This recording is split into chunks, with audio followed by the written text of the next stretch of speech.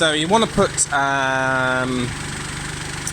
the topper on the tractor. So the first thing we need to do is to take out this whole pin area here.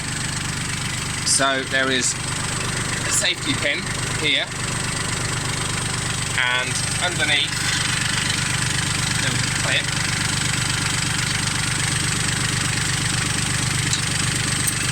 Pull out, push out with your finger.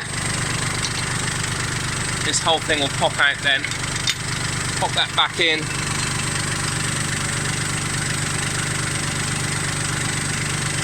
With its little clip so we don't lose it. Take it off, then that's out the way before we do the next thing.